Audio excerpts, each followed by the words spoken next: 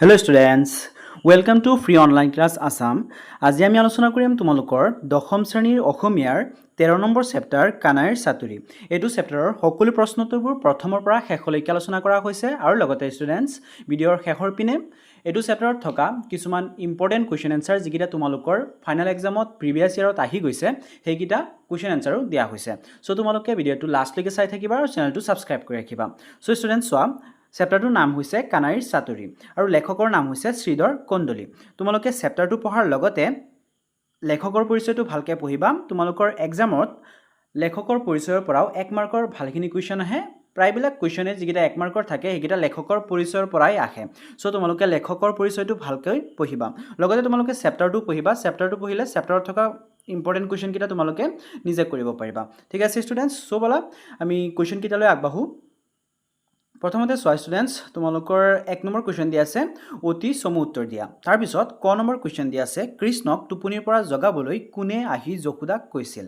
Answer হ'ব কৃষ্ণক টোপনিৰ পৰা জগাবলৈ গোপ শিশুসকলে আহি যশোদাক কৈছিল। ঠিক আছে ষ্টুডেণ্টছ, তোমালোকে অকল এইটো মনত ৰাখিবা, গোপ শিশুসকলে। বাকীখিনি তোমালোকে কুৱেশ্যনৰ সৈতে মিলাই লিখি দিবা। তাৰপিছত চোৱা নেক্সট কুৱেশ্যন, কৃষ্ণই কিমান দিন টোপনিৰ পৰা নুঠাকৈ আৰু নোখোৱাকৈ থাকিব বুলি মাকক জনাইছিল। এনচাৰ হ'ব কৃষ্ণই 4-5 দিন টোপনিৰ পৰা নুঠাকৈ আৰু নোখোৱাকৈ থাকিব বুলি মাকক জনাইছিল। চ' কিমান দিনৰ কথা কৈছে ইয়াত? 4-5 দিনৰ কথা কোৱা হৈছে। ঠিক আছে, 4-5 দিনৰ কথা কোৱা হৈছে, এইটো মনত ৰাখিবা। তাৰপিছত চোৱা নেক্সট কুৱেশ্যন, দেৱতাসকলক অমৃত খুৱাবলৈ কৃষ্ণই কি ৰূপ ধাৰণ কৰিছিল। এনচাৰ হ'ব দেৱতাসকলক অমৃত খুৱাবলৈ কৃষ্ণই মোহিনী ৰূপ ধাৰণ কৰিছিল। ঠিক আছে, এইটো কৃষ্ণৰ হৈছে অতি সুন্দৰ আৰু অপৰূপ ৰূপ আছিলে, যিটো নেকি কৃষ্ণই ধাৰণ কৰিছিলে যাতে দেৱতাসকলক অসুৰসকলক মোহিত কৰিব পাৰে।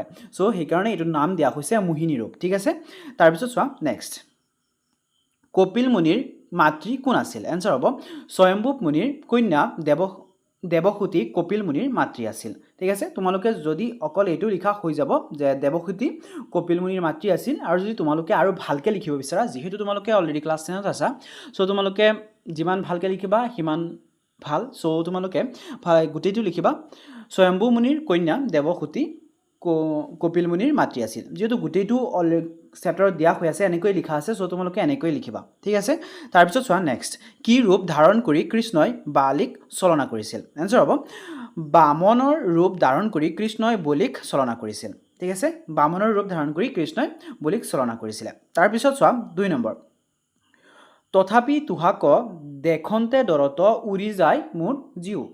এই কথাষাৰ কাৰ উক্তি? কাক দেখি কিয় তেওঁৰ ভয়তে জীউ উৰি যায় বুলি বুজাই লিখা। এনচাৰ হৈছে চোৱা উক্ত কথাষাৰ কানাইৰ মানে শিশু কৃষ্ণৰ উক্তি। বিশেষকৈ শিশু কৃষ্ণক কানাই বুলি মাতা হয়, চ' সেইকাৰণে ইয়াত কানাই লিখা হৈছে। ঠিক আছে, উক্ত কথাষাৰ কানাইৰ উক্তি। মাক যশোদাই মিছা অভিমান ভাঙি শুই উঠিবলৈ মৰম কৰাত কৃষ্ণই অভিমান এৰিব নোৱাৰিম বুলি কয়।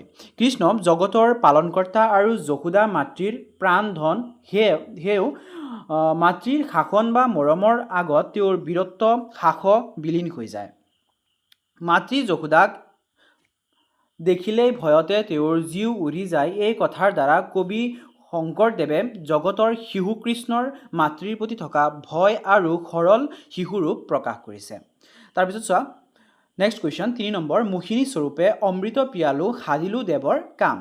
এনচাৰ হ'ব চোৱা ইয়াত কি সুধিছে এইটো প্ৰথমতে চাই লোৱা কুৱেশ্যনটোত, কোনে মোহিনী ৰূপ ধাৰণ কৰিছিল, তেওঁ কাক অমৃত খুৱাই দেৱতাৰ কাৰ্য সাধন কৰিছিল, খৰচি মাৰি লিখা। এনচাৰ হ'ব কৃষ্ণই মোহিনী ৰূপ ধাৰণ কৰিছিল, তেওঁ দেৱতাসকলক অমৃত খুৱাই দেৱতাৰ কাৰ্য সাধন কৰিছিল। চ' মোহিনী ৰূপ কোনে ধাৰণ কৰিছিলে? এইটো হ'ব প্ৰথমতে কৃষ্ণই মোহিনী ৰূপ ধাৰণ কৰিছিলে আৰু দেৱতাসকলক অমৃত খুৱাই দেৱতাৰ কাৰ্য সাধন কৰিছিল। যাক মাক যশোদাই অভিমান ভাঙি উঠিবলৈ কোৱাত কৃষ্ণই ক্ষোভ প্ৰকাশ কৰি কয় যে তেওঁ জগতৰ সৃষ্টি পালনকৰ্তা আৰু সাগৰ মন্থনৰ সময়ত মোহিনী ৰূপ ধাৰণ কৰি দেৱতাসকলক অমৃত পান কৰোৱা নাৰায়ণ, অথচ সেইজনা সৰ্বশ্ৰেষ্ঠ ঈশ্বৰ হৈও তেওঁ যশোদাৰ ঘৰত দদিচুৰ, কলিয়া আৰু আদি নাম লৈ বদনাম অৱহেলা ইতিকিং সহ্য কৰিবলগীয়া হৈছে। এই উক্তিৰ জৰিয়তে কৃষ্ণই নিজৰ ঐশ্বৰিক পৰিচয় আৰু মাতৃৰ আগত প্ৰকাশ কৰা অভিমান ফুটি উঠিছে। তাৰপিছত চোৱা নেক্সট কুৱেশ্যন, মাকৰ কি গুণৰ কথা ক'বলৈ শিশু কৃষ্ণৰ লাজ লাগে বুলি কৈছিল? কথাখিনি তোমাৰ নিজৰ কথাৰে বখলাই লিখা। এনচাৰ হ'ব চোৱা, মাক যশোদাৰ কৃপণালী আৰু অৱহেলাৰ কথা ক'বলৈ কৃষ্ণৰ লাজ লাগে। চ' মাকৰ চোৱা দুটা গুণৰ কথা কৈছে ইয়াত, কৃপণালী আৰু অৱহেলাৰ কথা ক'বলৈ গৈ কৃষ্ণৰ লাজ লাগে। ৰাজেশ্বৰী হৈও যশোদাই পুতেকক সোণৰ বাঁহী এটা নিদিলে, যাৰ ফলত বাঁহৰ বাঁহী বজাই কৃষ্ণৰ ওঠ ফাটি গৈছে। মাতৃয়ে ধন সাঁচি ৰাখি কৃপণালী কৰাৰ বাবে তেওঁক অভিশাপো দিছে। ইফালে গৰু চৰাবলৈ পঠিওৱা আদা পিঠি বা চুটি কাপোৰ পিন্ধি কাঁইটীয়া বনত দৌৰিবলগীয়া হোৱা কষ্ট আৰু তেল চুলিবিহীন অৱস্থাৰ কথা ভাবি কৃষ্ণৰ দুখ আৰু কান্দোন আহে। তাৰপিছত চোৱা নেক্সট কুৱেশ্যন, চমুটোকা লিখা। চমুটোকাত প্ৰথম চমুটোকা দিছে চোৱা বামন। চ' বামন কি হয় চোৱা, বামনৰ বিষয়ে অলপ লিখিব লাগে। এনচাৰ হ'ব চোৱা, বিষ্ণুৰ পঞ্চম অৱতাৰ হৈছে বামন। ঠিক আছে, এইটো মনত ৰাখিবা, বিষ্ণুৰ পঞ্চম অৱতাৰ মানে 5 নম্বৰ অৱতাৰটো হৈছে বামন। দৈত্যৰাজ বলিৰ অহংকাৰ চূৰ্ণ কৰিবলৈ তেওঁ বাওনা ব্ৰাহ্মণৰ ৰূপ লৈ বলিৰ যজ্ঞস্থলীত 3 পথ ভূমি দান বিচাৰিছিল। বলিয়ে সন্মত হোৱাত বামনে বিশাল ৰূপ ধাৰণ কৰি 2 খোজেৰে স্বৰ্গ আৰু মত্ত অধিকাৰ কৰে আৰু 3য় খোজৰ বাবে বলিয়ে নিজৰ মূৰ পাতি দিয়াত তেওঁক চলনা কৰি পাতাললৈ পঠিয়াই অহংকাৰ নাশ কৰিছিল। তাৰপিছত চোৱা নেক্সট, দেৱসতী। এইটো হ'ব, দেৱসতী হৈছে স্বয়ম্ভ মুনিৰ কন্যা। দেৱসতীৰ পুত্ৰ কপিল এজন প্ৰসিদ্ধ মুনি আৰু সাংখ্য দৰ্শনৰ প্ৰৱৰ্তক আছিল। তাৰপিছত চোৱা কপিল, দেৱসতীৰ পুত্ৰ কপিল। কপিল এজন প্ৰসিদ্ধ মুনি আছিল, তেওঁ সাংখ্য দৰ্শনৰ প্ৰৱৰ্তক আছিল। কপিলক বিষ্ণুৰ এক অৱতাৰ বুলিও কোৱা হয়। মুনি কপিলৰ অভিশাপত হৰক ৰজাৰ 60,000 পুত্ৰ ভস্মীভূত হৈছিল। তাৰপিছত চোৱা নেক্সট, শ্ৰীধৰ কন্দলী। এইটো হ'ব, শ্ৰীধৰ কন্দলী মহাপুৰুষ শংকৰদেৱৰ সমসাময়িক বা অৱহিত পৰৱৰ্তী এজন বিশিষ্ট বৈষ্ণৱ কবি। তেওঁ 2খন প্ৰধান পুথি হ'ল কাণখোৱা আৰু গুণোচা কীৰ্তন। নিচুকনি গীতৰ আৰ্হিত ৰচিত কাণখোৱা পুথিত শ্ৰীকৃষ্ণৰ বিভিন্ন অৱতাৰৰ কাহিনী আৰু যশোদাৰ প্ৰতি কৃষ্ণৰ সৰল শিশুসুলভ অভিমানৰ বৰ্ণনা অতি সুন্দৰভাৱে দাঙি ধৰা হৈছে। তাৰপিছত চোৱা নেক্সট, দৈৱকী। এইটো হ'ব, দৈৱকী শ্ৰীকৃষ্ণৰ জন্মদাত্ৰী মাতৃ, মথুৰাৰ ৰজা উগ্ৰসেনৰ কন্যা আৰু কংসৰ ভনীয়েক। কংসৰ হাতৰ পৰা ৰক্ষা পাবলৈ জন্মৰ লগে লগে কৃষ্ণই গোলোকলৈ পঠিওৱা হৈছিল। পিছত কৃষ্ণই কংসক বধ কৰি মাতৃ পিতৃক কাৰাগাৰৰ পৰা মুক্ত কৰিছিল। তাৰপিছত চোৱা 6 নম্বৰ, পাতিৰ কাহিনীভাগ তোমাৰ নিজৰ কথাৰে লিখা। এইটো ভেৰি ইম্পৰ্টেণ্ট হয়। ঠিক আছে ষ্টুডেণ্টছ, এইটো ভেৰি ইম্পৰ্টেণ্ট হয়। যদি তোমালোকে এইটো এনচাৰ ভালকৈ শিকি লোৱা, ভালকৈ লিখি লোৱা, ভালকৈ বুজি লোৱা, তেনেহ'লে তোমালোকে এইটো চেপ্টাৰত যিমানখিনি কুৱেশ্যন আছে গোটেইকেইটা কুৱেশ্যনৰ এনচাৰ তোমালোকে ইজিলি কৰিব পাৰিবা। যদি তোমালোকে বাকীকেইটা কুৱেশ্যন নিশিকাও, তোমালোকে যদি অলপ নিজে বনাই লিখিব পৰা কেপাচিটি আছে, ক্ৰিয়েটিভিটি আছে, তেনেহ'লে তোমালোকে নিজে বনাই লিখিব পাৰিবা। চ' তোমালোকে এই এনচাৰটো ইগন'ৰ নকৰিবা, ভালকৈ লিখি ল'বা। ঠিক আছে, চ' চোৱা, কাহানীৰ চাতুৰী পাত্ৰীত শ্ৰীকৃষ্ণ শিশুসুলভ অভিমান আৰু মাকৰ প্ৰতি থকা সৰল অনুৰাগ প্ৰকাশ পাইছে। এদিন পুৱা কৃষ্ণই মিছা অভিমান কৰি শুই থকাত গোপ শিশুসকলে যশোদাক তেওঁক জগাবলৈ কয়। যশোদাই মৰম কৰি উঠাবলৈ যোৱাত কৃষ্ণই ক্ষোভ প্ৰকাশ কৰি কয় যে তেওঁ জগতৰ সৃষ্টিকৰ্তা, পালনকৰ্তা আৰু নাৰায়ণ হৈও যশোদাৰ ঘৰত দদিচোৰ বা কলীয়া বুলি ইটিকিং আৰু বদনামহে পালে। ৰাজেশ্বৰী হৈও যশোদাই সোণৰ বাঁহী নিদিয়ে বাবে বাঁহৰ বাঁহী বজাই তেওঁৰ ওঠ ফাটিছে। চুলিত জটা বান্ধিছে আৰু গৰু চৰাবলৈ পঠিওৱা আদা পিঠি ভাতেৰে তেওঁ যি দুখ পাইছে সেয়া ক'বলৈ লাজ লাগে। এই সকলো দুখৰ কথা কৈ তেওঁ মথুৰাত থকা দৈৱকী আইৰ ওচৰলৈ গুচি যাব বুলি কয়। অৱশেষত কৃষ্ণৰ এই কথাত যশোদাৰ ভুল ভাঙি যায় আৰু মাকৰ মৰম পাই কৃষ্ণই পুনৰ তেওঁৰ কোলাত উঠি শান্তি লাভ কৰে। তাৰপিছত চোৱা নেক্সট, কৃষ্ণই বিভিন্ন সময়ত কি অৱতাৰ ধাৰণ কৰি কেনে কাৰ্য সাধন কৰিছিল পাঠৰ আলমত বৰ্ণনা কৰা।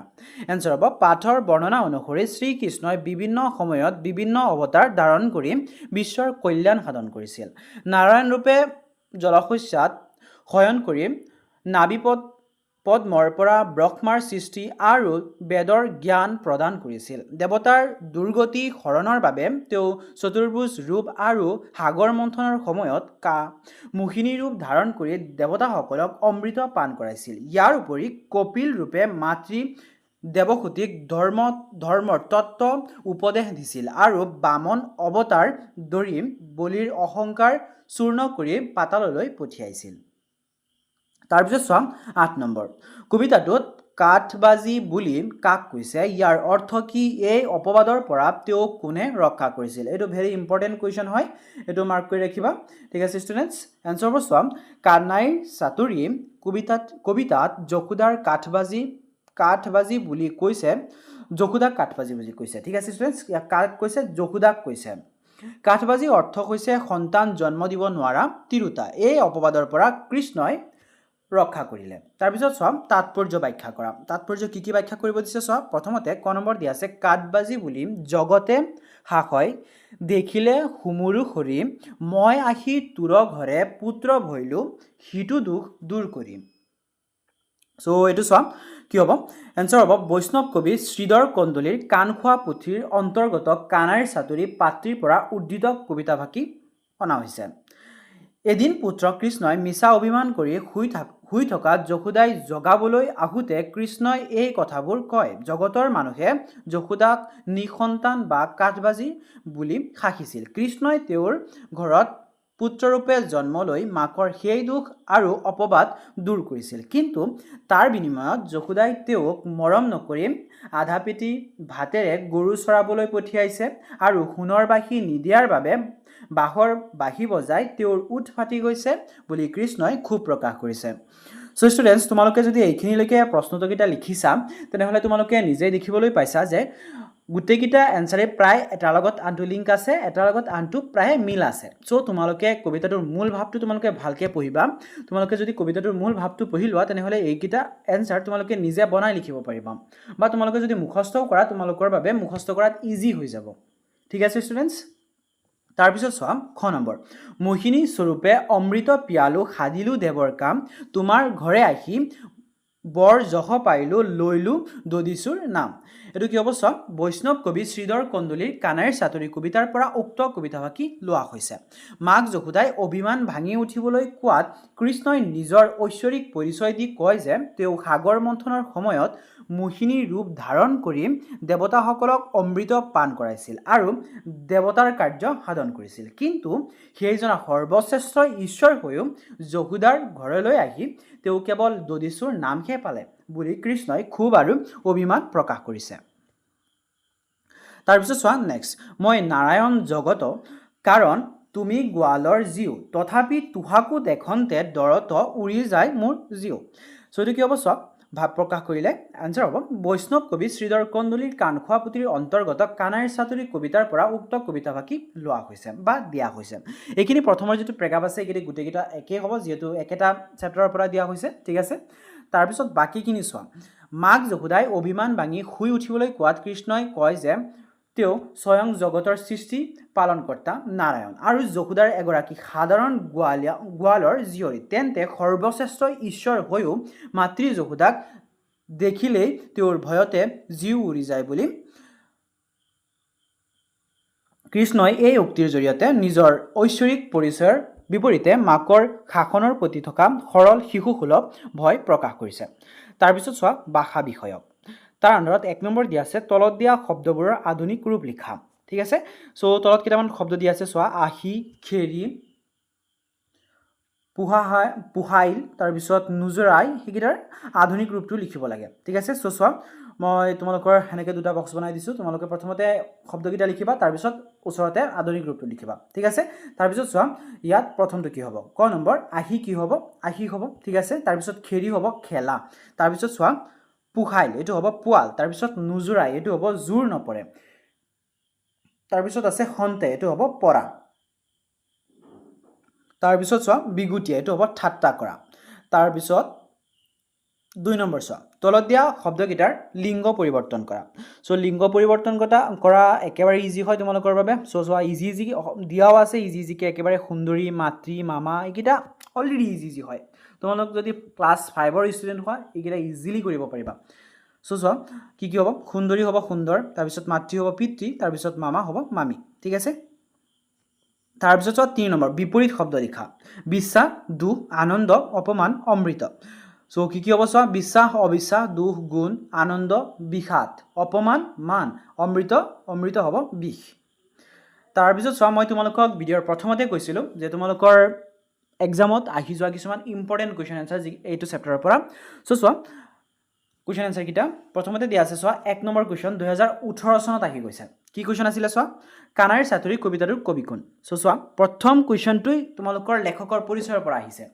সো তোমালোকে ভালকে পঢ়িবা এনসাৰ হ'ব চোৱা কানাড়ী ছাতৰী কবিতাটোৰ কবি শ্ৰীধৰ কন্দলী তাৰ পিছত কৃষ্ণই কাৰ ঘৰত দদিচুৰ নাম পাইছিল এনসাৰ হ'ব কৃষ্ণই মাতৃ যশোদাৰ ঘৰত দদিচুৰ নাম পাইছিল তাৰ পিছত চোৱা 2020 চনত আহিছিল কোৱেশ্চনটো কৃষ্ণই কি ৰূপ ধাৰণ কৰি বলিক চৰণা কৰিছিল এটো তোমালোকে অলৰেডি পাইছা এটো চেপ্টাৰত অলৰেডি কোৱেশ্চনে আছে এটো কৃষ্ণই কি ৰূপ ধাৰণ কৰিছিল বামন ৰূপ ধাৰণ কৰি তাৰ পিছত চোৱা গোপ শিশুসকলে আহি যশোদাক কি কৈছিল এটো 2022 চনত আহিছিল তোমালোকে এটো ডাইৰেক্টলি কোৱেশ্চন চেপ্টাৰত নাই কিন্তু যদি তোমালোকে চেপ্টাৰটো ভালকে পঢ়া তেনে ইজিলি কৰিব পাৰিবা সো চোৱা গোপ শিশুসকলে আহি যশোদাক কৃষ্ণক শুই থকাৰ পৰা জগাই দিবলৈ কৈছিল যাতে তেওঁলোকে একেলগে খেলিব পাৰে বা গৰু চৰাবলৈ যাব পাৰে তাৰ পিছত চোৱা নেক্সট দীঘল প্ৰশ্ন চোৱা এটা কোৱেশ্চন আছে 2019 ত আহিছিল 2022 চনত আহিছিল তাৰ পিছত আৰু আহা নাই সো 26 ত আহিব পাৰে কানাড়ী ছাতৰী কবিতাটোৰ মূল ভাৱ লিখা মই তোমালোকক অলৰেডি কৈছো ভেৰি ইম্পৰ্টেন্ট কোৱেশ্চন হয় সো চোৱা মই আৰু এবাৰ লিখি দিছো হয়তো অলপ বেলেগ হ'ব পাৰে আগৰটোৰ সৈতে তোমালোকে চাই লবা যেটো তোমালোকৰ বাবে ইজি হয় তোমালোকে হেতু লিখি লবা সো চোৱা কানাড়ী ছাতৰী কবিতাটোৰ মূল ভাৱ হ'ল বাৎসল্য ৰসৰ মাজেৰে শিশু কৃষ্ণৰ মানৱীয় আৰু ঐশ্বৰিক ৰূপৰ অপূৰ্ব সমন্বয় কবিতাটোত কৃষ্ণই মাকৰ ওপৰত অভিমান কৰি শুই থকাৰ পৰা নুঠে আৰু নিজৰ দুখ কষ্টৰ কথা কয় তেওঁ নিজৰ ঐশ্বৰিক মহিমাৰ কথা কৈ মাকক বৈ খুৱাবলৈ চেষ্টা কৰে কিন্তু শেষত মাতৃ যশোদাৰ স্নেহ আৰু মৰমৰ ওচৰত তেওঁৰ সকলো অভিমান আৰু ঐশ্বৰিকতা হাৰ মানে এইদৰে কবিতাটোৱে দেখুৱাইছে যে ভগৱানৰ ঐশ্বৰিক শক্তিও মাতৃৰ বাৎসল্য প্ৰেমৰ ওচৰত নতমস্তক ঠিক আছে তাৰ পিছত চোৱা 2 নম্বৰ কৃষ্ণই কি কাৰণত মাকৰ ওপৰত অভিমান কৰিছিল কবিতাটোৰ আধাৰত বৰ্ণনা কৰা এনসাৰ হ'ব চোৱা কৃষ্ণই কেইবাটাও কাৰণত মাকৰ ওপৰত অভিমান কৰিছিল আগদিনা মাকে তেওঁক বান্ধি থোৱাৰ বাবে তেওঁৰ শৰীৰত এতিয়াও বিষ অনুভৱ কৰিছিল মাকে তেওঁক কলিয়া বুলি মাতিছিল যিটো তেওঁ অপমান বুলি ভাবিছিল তেওঁক দদিচুৰ বুলি অপযশ দিয়া হৈছিল আৰু গৰু চৰাওতে তেওঁ বহু কষ্ট পাইছিল যেনে বাঁহী বজাওতে উঠ ফাটি তেজ ওলোৱা কণ্টক বনত ভৰি কাটবিন্দা তাৰ পিছত আৰু আদাপিটিয়া থাকিব লগা হোৱা আৰু সকলোবোৰ কাৰণতে কৃষ্ণই মাকৰ ওপৰত অভিমান কৰিছিল সো স্টুডেন্টস এইখিনিতে তোমালোকৰ এইটো চেপ্টাৰৰ সকলো প্ৰশ্নোত্তৰবোৰ শেষ হৈছে যদি ভিডিঅটো ভাল লাগিছে তেনেহলে লাইক কমেন্ট শেয়াৰ এটা কৰিবা আৰু চেনেলটো সাবস্ক্ৰাইব কৰি ৰাখিবা তোমালোকৰ সৰু এটা কমেন্ট এটা লাইক এটা শেয়াৰে মোক বহু পৰিমাণে অনুপ্ৰেৰণা যোগায় সো স্টুডেন্টস যদি তোমালোকে ভিডিঅটো হেল্পফুল বুলি ভাবিছা তোমালোকৰ বাবে অলপো হেল্পফুল হৈছে তেনেহলে তোমালোকে চেনেলটো সাবস্ক্ৰাইব কৰি ৰাখিবা যাতে তোমালোকে আৰু নতুন ভিডিঅবোৰ তোমালোকে সময়ত পাই থাকা আৰু লগতে স্টুডেন্টস তোমালোকে এইটো চেনেলৰ প্লেলিষ্টটো ভিজিট কৰিব পাৰা তাত সকলো চেপ্টাৰৰ সকলো সাবজেক্টৰ ভিডিঅবোৰ সিৰিয়াল কৰি দিয়া আছে তাৰ পৰা চাব পাৰিবা ভিডিঅটো লাষ্টলৈকে দেখা বাবে ধন্যবাদ